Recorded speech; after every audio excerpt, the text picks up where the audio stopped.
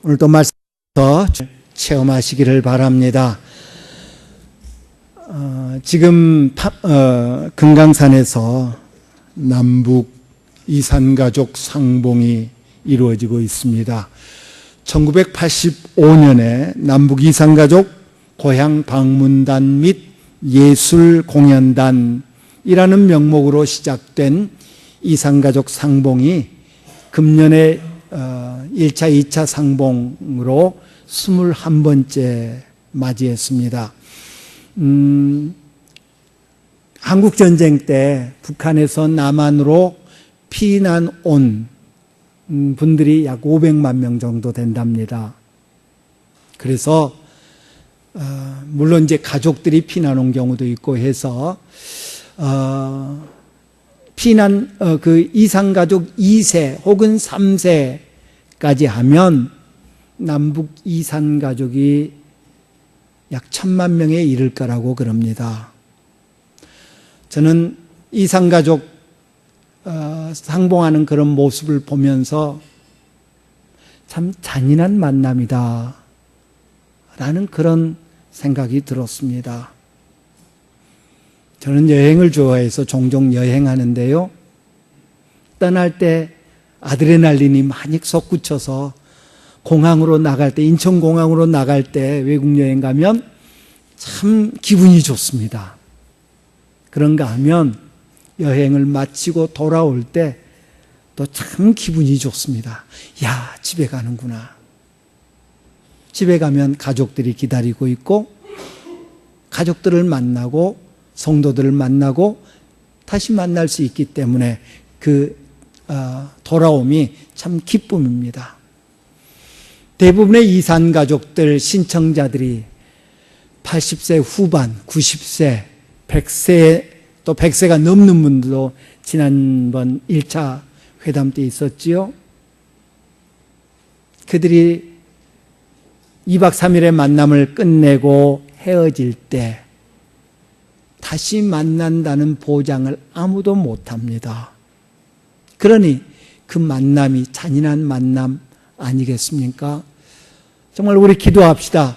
최소한 이산가족들만이라도 수시로 이렇게 만날 수 있는, 원하면 연락해가지고 야 금강산으로 와라 나 갈게, 야 판문점으로 와라 내가 그리 갈게 해서 만날 수 있는, 혹은 화상통화를 통해서 야 너 아직 안 죽고 살았구나 라고 통화할 수 있는 그런 날이 빨리 우리 남북 관계자들 정부를 통해서 이 일이 이루어질 수 있도록 우리 정말 기도해야 되겠습니다.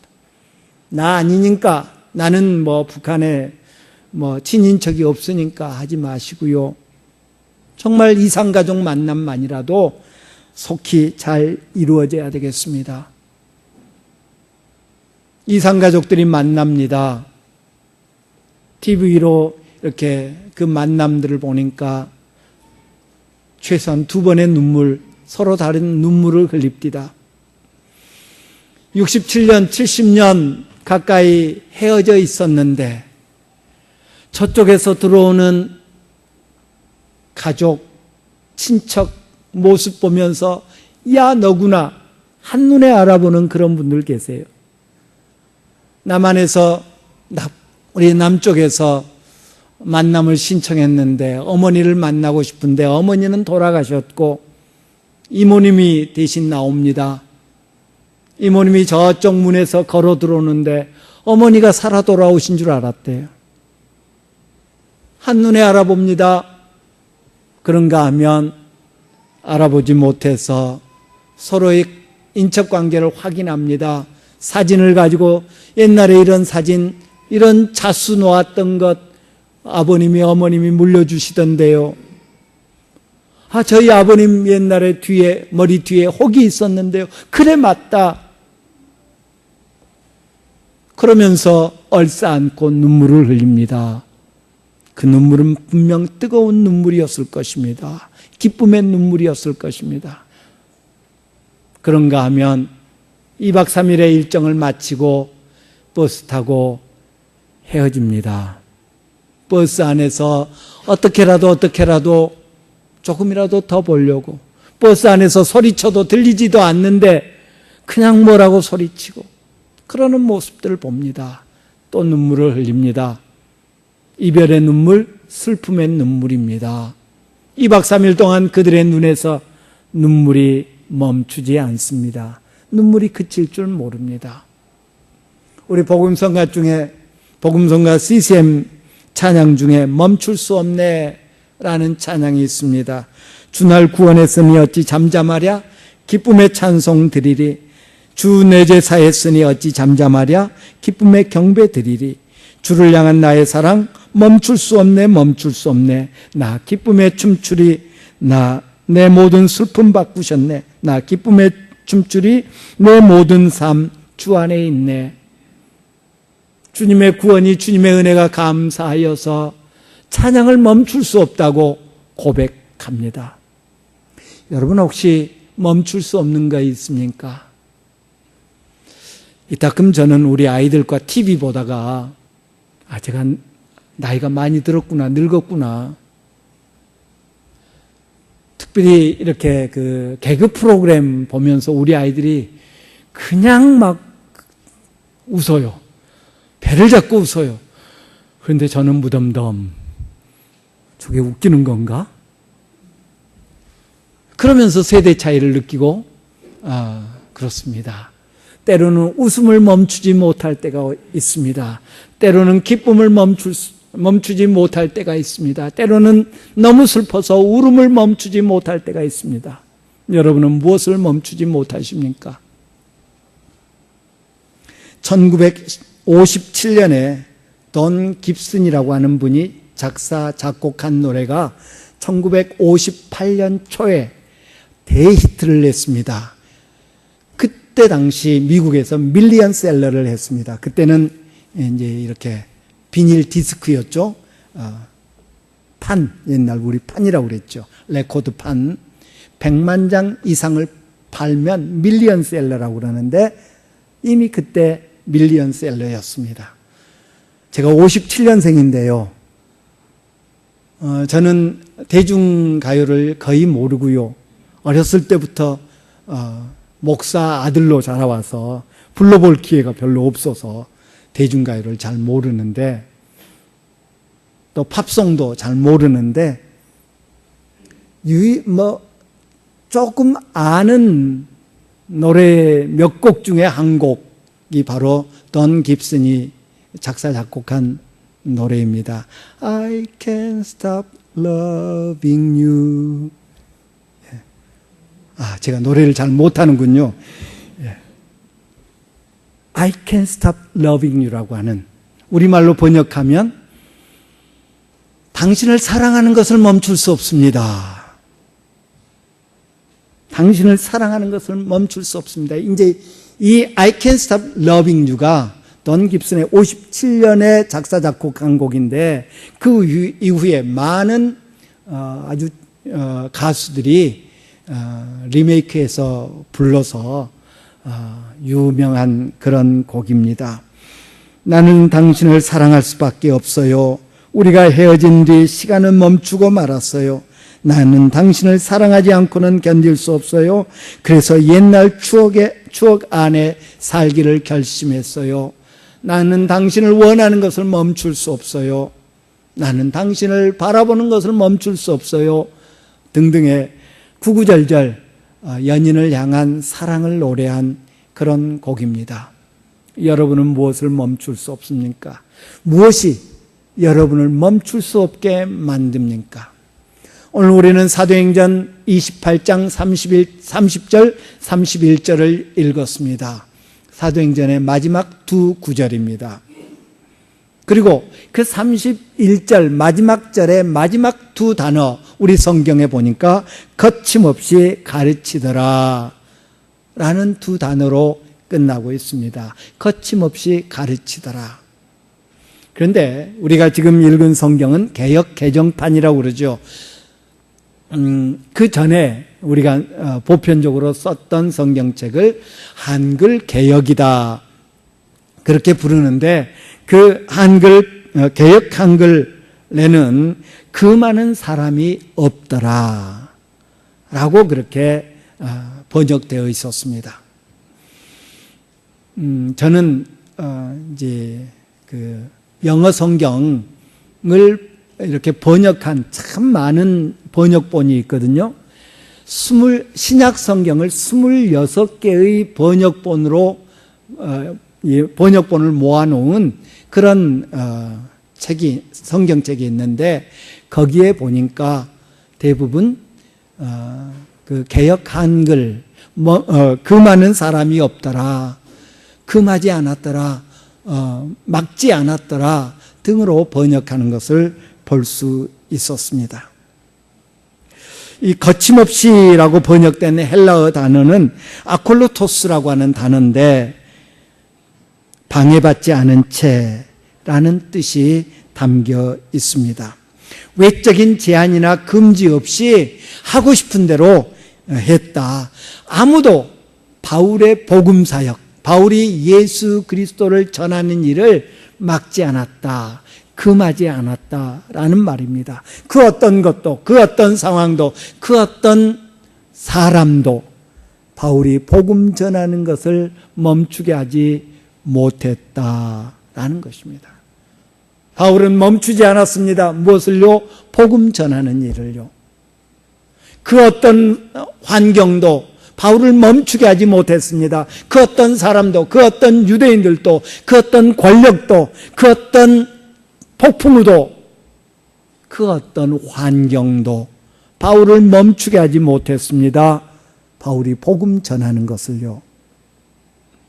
그래서 그는 빌립보서에서 이렇게 이야기합니다. 내가 이미 얻었다함도 아니요 온전히 이루었다함도 아니라 오직 내가 그리스도 예수께 잡힌 바 된 그것을 잡으려고 달려가노라. 형제들아, 나는 아직 잡은 줄로 여기지 아니하고 오직 한 일, 즉 뒤에 있는 것은 잊어버리고 앞에 있는 것을 잡으려고 표대를 향하여 그리스도 예수 안에서 하나님이 위에서 부르신 부름의 상을 위하여 달려가노라 라고 했습니다. 그는 경주자였습니다. 복음의 경주자였습니다. 그리고 그 경주를 멈추게 할 그 어떤 것도 없었습니다. 그 어떤 것도 그의 달려가는 길을 막지 못했습니다. 그 어떤 것도 그가 멈춰서도록 하지 못했습니다. 왜 그랬을까요? 왜 그랬을까요? 그는 하나님의 뜻에 순종한, 헌신한 그런 사람이었기 때문입니다. 로마에 도착한 바울이 로마에 살고 있던 유대 지도자들을 자기가 연금되어 있는 그 집으로 초청했습니다. 내가 유대인들을 해하려고 유대인들을 무시해서 유대인들을 업신여겨서 로마 황제에게 항소한 거 아닙니다.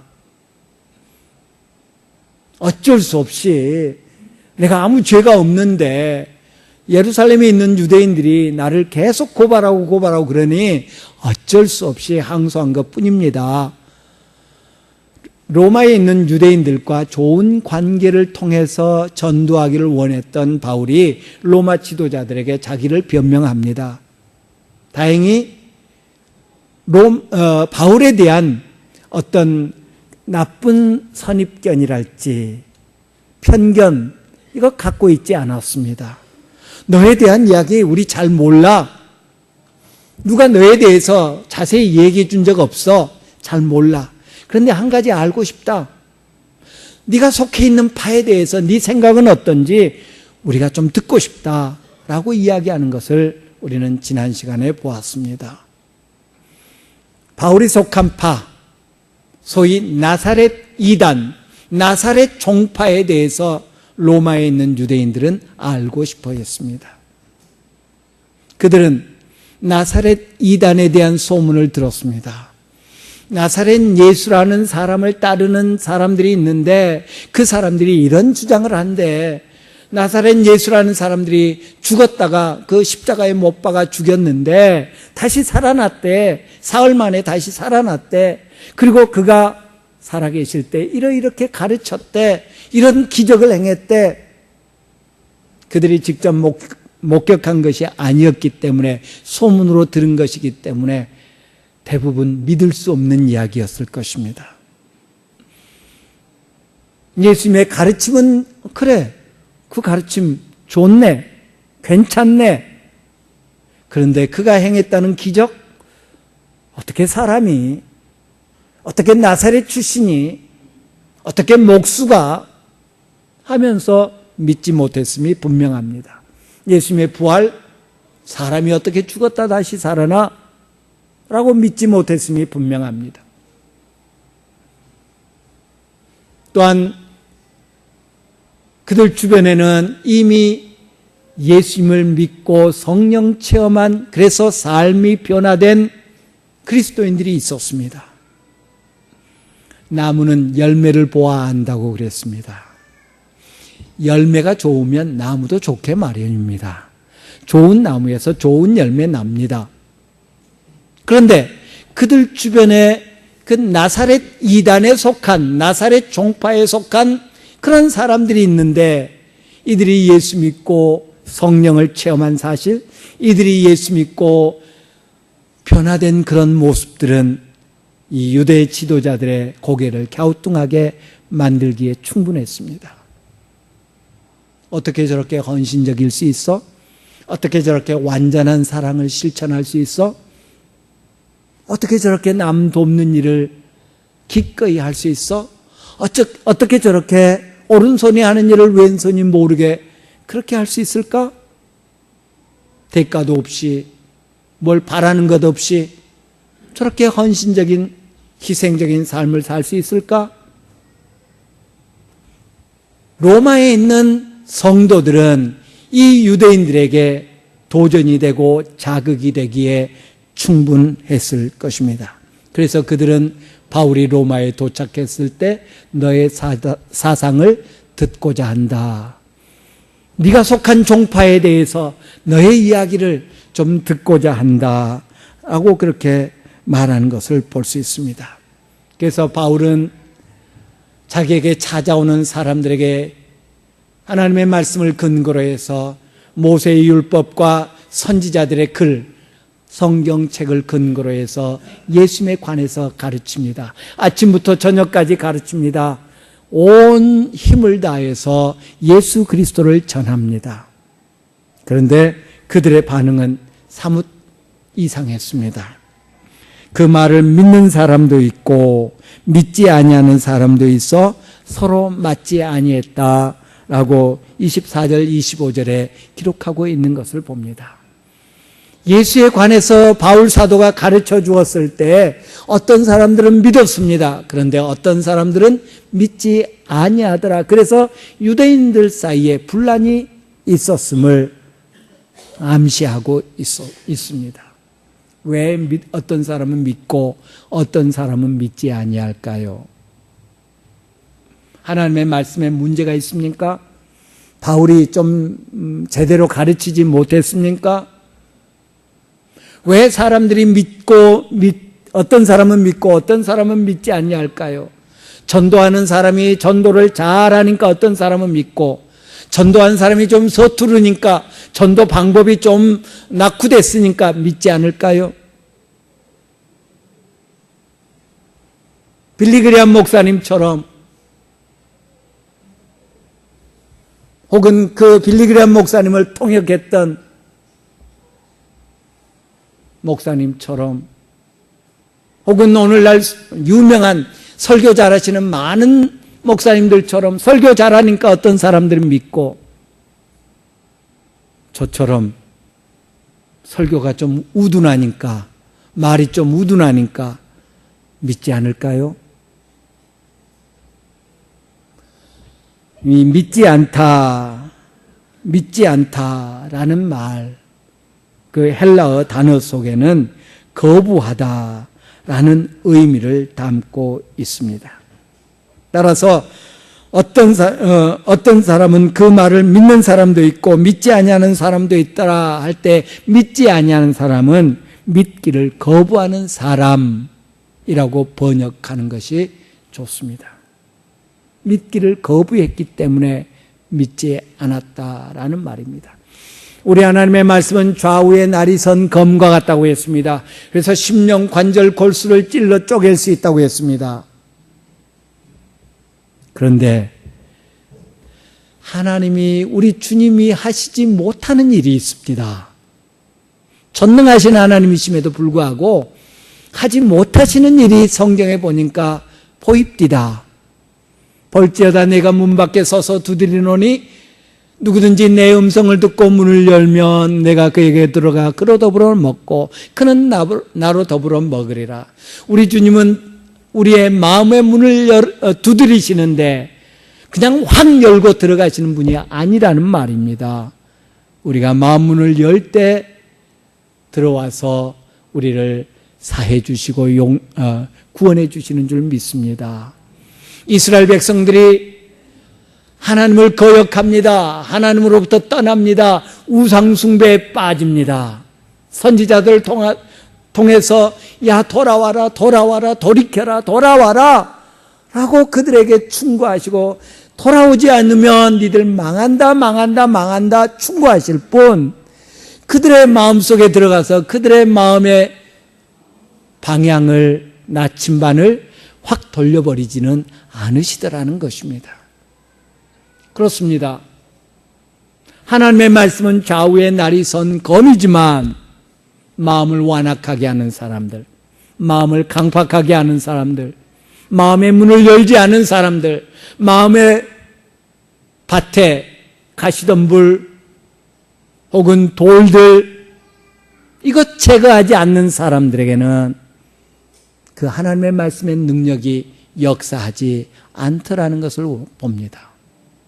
어떤 사람들은 아멘으로 말씀을 받아서 하나님의 은혜를 체험하지만 어떤 사람들은 마음을 완악하게 하면서 평가합니다. 따집니다. 그래서 은혜를 놓칩니다. 오늘 본문에 나오는 이 믿지 아니하는 사람들이 바로 그 사람들이었습니다. 말씀을 고지것대로 받아들이고 바울을 통해서 주시는 말씀이 하나님의 말씀, 성경 말씀을 근거로 해서 바울이 설명을 했음에도 불구하고 따지고 지가 알면 뭘 알아? 아마 그런 자세였겠지요. 하나님의 말씀의 능력이 그들을 변화시키지 못합니다. 기도합시다. 그렇게 전도해도 그렇게 나랑 같이 예수 믿자고 해도 믿지 않는 이들, 그들은 내가 잘 못 전해서 내 방법이 서툴러서 내가 실수해서 내가 부족해서가 아니라 마음을 닫고 믿기를 거부하는 사람들입니다. 성령님이여 그들 마음에 역사해 주십시오. 그들 심령이 마음 문이 열리게 해 주십시오. 성령께서 그들의 마음을 갈아엎어 주셔서 그들이 하나님의 말씀의 씨앗을 받아들일 수 있게 해 주십시오. 기도해야 될 줄 믿습니다. 그래서 그들 사이에 분쟁이 있습니다. 로마에 있는 유대인들 사이에 어떤 사람은 믿기로 작정하고 어떤 사람은 거부하고, 그때 바울 사도는 그들에게 구약 이사야서 6장 9절 10절 말씀을 인용합니다. 이 백성에게 가서 말하기를 너희가 듣기는 들어도 도무지 깨닫지 못하며 보기는 보아도 도무지 알지 못하는도다. 이 백성들의 마음이 우둔하여져서 그 귀로는 둔하게 듣고 그 눈은 감았으니 이는 눈으로 보고 귀로 듣고 마음으로 깨달아 돌아오면 내가 고쳐줄까 함이라 라고 하셨던 말씀을 상기시킵니다. 그 이사야서 6장 10절에 마지막에 뭐뭐 할까 하노라 라는 말은 문법적으로 두 가지 의미를 갖고 있습니다. 뭐뭐 하지 않도록 하는 뜻과 만일 뭐뭐 하면 이라는 의미를 담고 있습니다. 뭐뭐 하지 않도록 이라는 말로 번역을 하면 그들이 듣고 보고 듣고 깨닫지 않도록 하기 위함이다.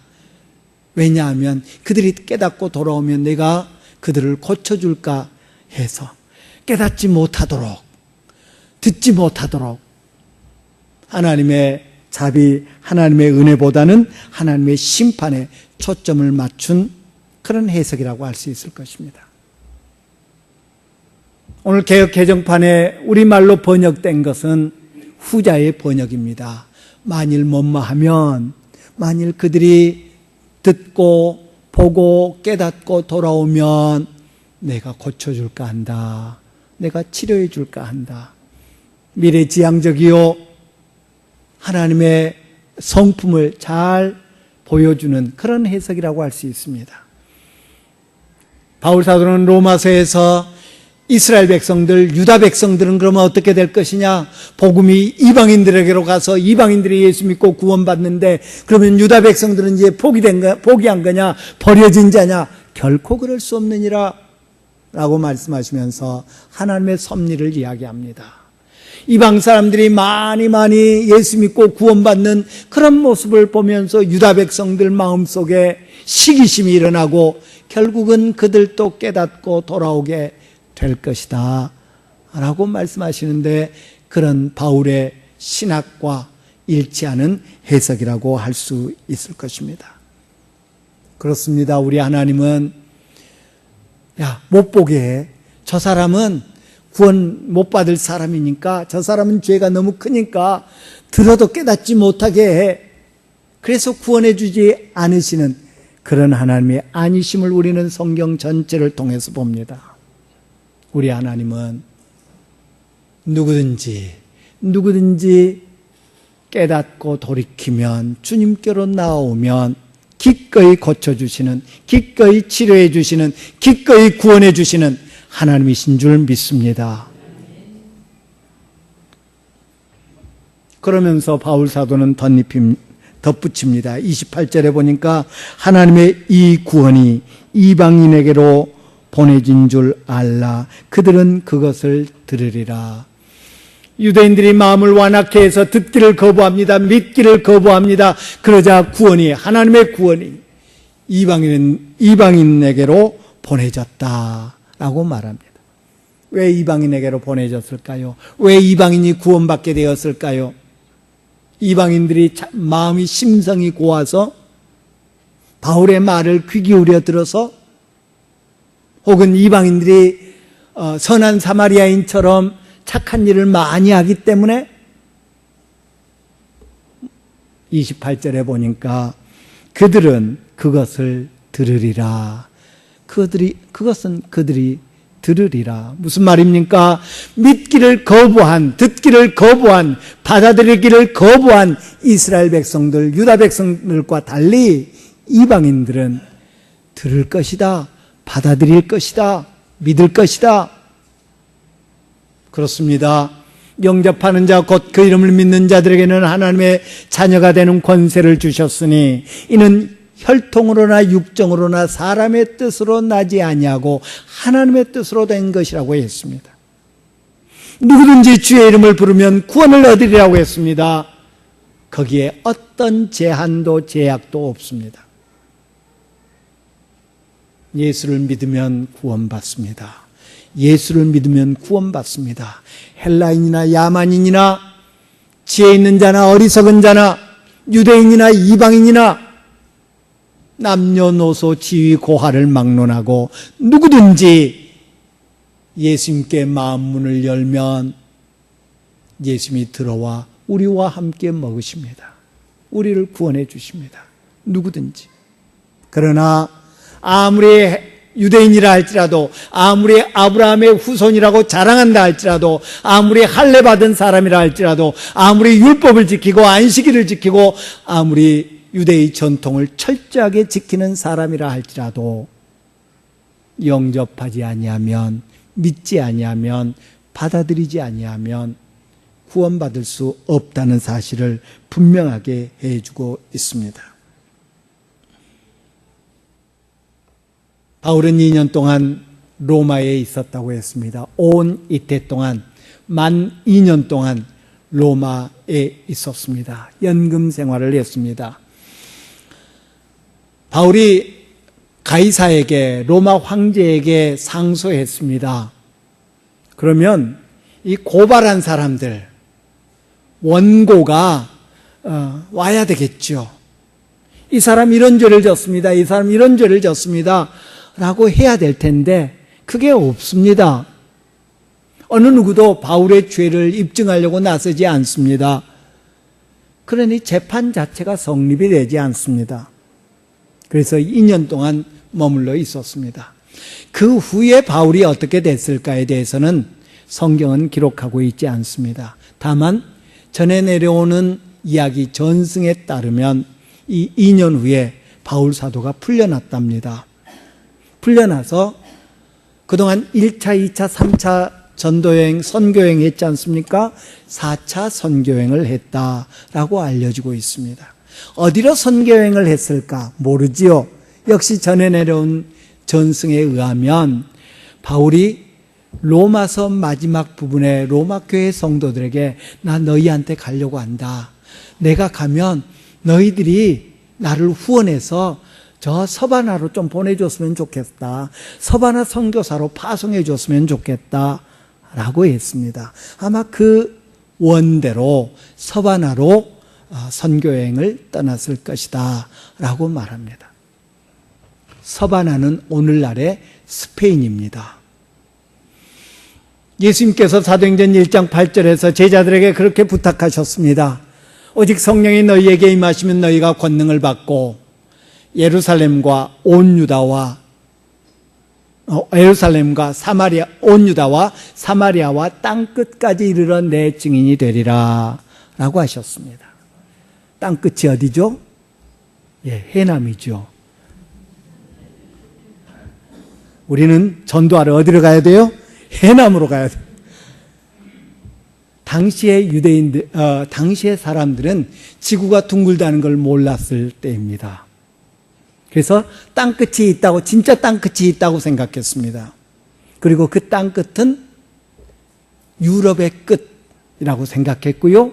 그 유럽의 끝은 스페인인 서바나, 스페인이었습니다. 그래서 스페인 서쪽이죠. 서쪽 끝에 가면 피스테라라고 하는 그 항구 도시가 있습니다. 크지 않은 그런 항구 도시인데 피스테라입니다. 거기서 피니쉬라고 하는 영어 단어가 나왔습니다. 피니쉬, 끝이라는 말이죠. 땅끝 마을.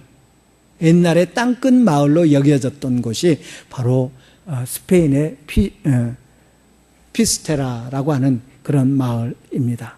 바울 사도가 땅끝까지 가야 돼. 땅끝까지 가야 돼. 그래서 서바나로 가기를 원했고, 그리고 그는 풀려나서 서바나로, 스페인으로 전도 여행을 떠났을 것이다. 떠났다고 그렇게 알려지고 있습니다.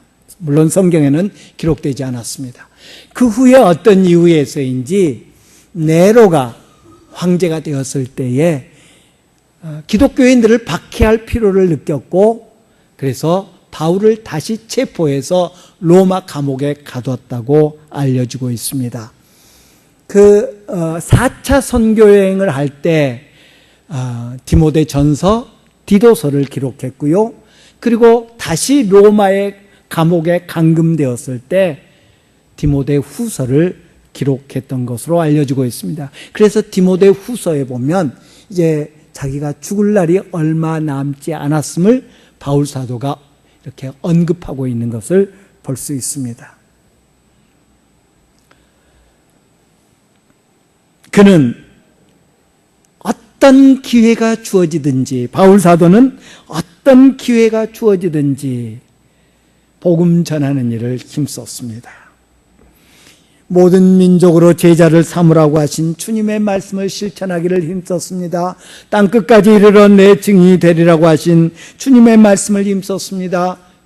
그래서 그는 모든 기회를 타서 모든 사람들에게 예수님의 구원을 전하고 있는 것을 봅니다.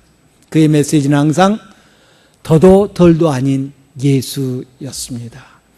바울 사도는 말하기를 내가 이전에 누렸던 것, 이전에 배웠던 것, 이전에 정말 가치 있다고 여겼던 모든 것들을 예수 만난 다음에는 배설물로 여긴다 라고 말씀하셨습니다. 그리고 내게는 주 예수 그리스도의 십자가 외에 결코 자랑할 것이 없다.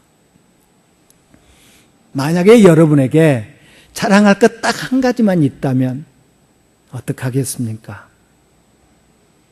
자랑할 게 너무 많아서 자랑 안 해요. 안 그렇습니까? 자랑할 게 참 많아서 자랑을 안 해요. 저는 이번에 이스라엘 성지 순례를 하면서도 야, 우리나라 잘 산다. 국민소득이 우리나라보다 훨씬 높습니다. 이스라엘. 그럼에도 불구하고 그 나라에 소나타 차가 없더라고요. 딱 한 대 봤어요. 우리나라 기아차가 참 많고요. 현대차도 참 많고요. 그래서 집사람하고 길을 걸으면서 야, 기아차다. 야, 현대차다. 뭐 이러면서 좋아했습니다마는 소나타를 다 한 대 봤고요. 그랜저 한 대도 못 봤고요. 에쿠스는 기아차, 현대차 아닌가요? 아무튼 그 위에 뭐죠? 제네시스 한 대를 못 봤고요. 예. 참 잘 살아요. 그래서 자랑하지 않은가 봐요. 감사하지 않고. 자랑할 게 딱 한 가지만 있다면 날마다 자랑할 거예요. 왜? 그것밖에 자랑할 게 없으니까. 바울 사도는 그렇게 마음먹었습니다. 나는 십자가 외에 자랑할 게 없다. 그러니 날마다 그것을 자랑할 밖에요. 사도행전은 바울 사도 일행이 잘 먹고 잘 살았다더라 라고 끝나지 않습니다. 혹은 바울 사도가 이렇게 순교했다더라 라고 끝나지 않습니다. 그는 여전히 일하고 있습니다. 그는 여전히 어떤 방해도 마다하지 않고 여전히 가르치는 일을 하고 있습니다. 그걸로 끝납니다. 예수님은 요한복음 5장에서 아버지께서 일하시니 나도 일한다 라고 말씀하셨습니다. 공동번역에 보니까 아버지께서 언제나 일하고 계시니 나도 일하는 것이다 라고 번역되었습니다. 미국 성경 NIV 보니까 I too am working. 나도 일하고 있다. 현재 진행형으로 번역된 것을 봅니다. 하나님이 일하시니 나도 지금 일하고 있다. 지금 일하고 계시는 예수님이 일하고 계시니 바울 사도도 지금 일하고 계십니다. 그리고 그 바톤은 저와 여러분에게 넘겨졌습니다. 저는 운동 경기를 보는 것을 좋아해서 집사람이 종종 채널권을 주장합니다마는 아무튼 운동 경기를 종종 봐요. 올림픽이나 아시안게임 같은 경우 있을 경우 즐겨보는데 계주들 하죠. 400m 계주, 1600m 계주 보면 참 긴박감 있고 정말 재밌습니다. 그런데 앞에 선수가 잘 달려서 이기고 있는데 뒤에 선수가 좀 못 달려서 역전당하는 경우 보면 참 열받지요. 그게 우리 편이면 더 그렇지요. 반면에 우리 편 선수가 앞에 선수가 지고 있는데 수영 계주 지고 있는데 박태환 선수가 뛰어들어가지고 막 해가지고 역전 금메달 이러면 소리 질러야죠. 바톤이 우리에게 넘겨졌습니다. 우리는 지금 어떻게 뛰는지요? 예수님은 열심히 뛰셨습니다. 목숨 내놓고 뛰셨습니다. 예수님의 제자들 엄청나게 뛰었습니다. 생명 내놓고 뛰었습니다.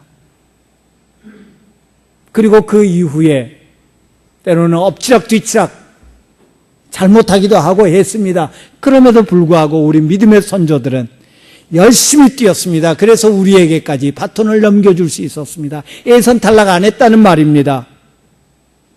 이제 우리가 바톤을 넘겨받았습니다. 그래서 우리가 바톤을 받아서 쓰는 사도행전 27장은 어떻게 기록되고 있을까요? 29장은 어떻게 기록되고 있을까요?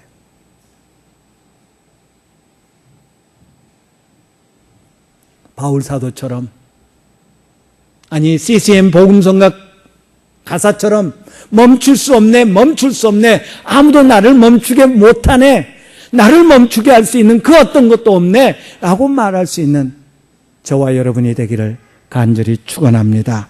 기도합니다.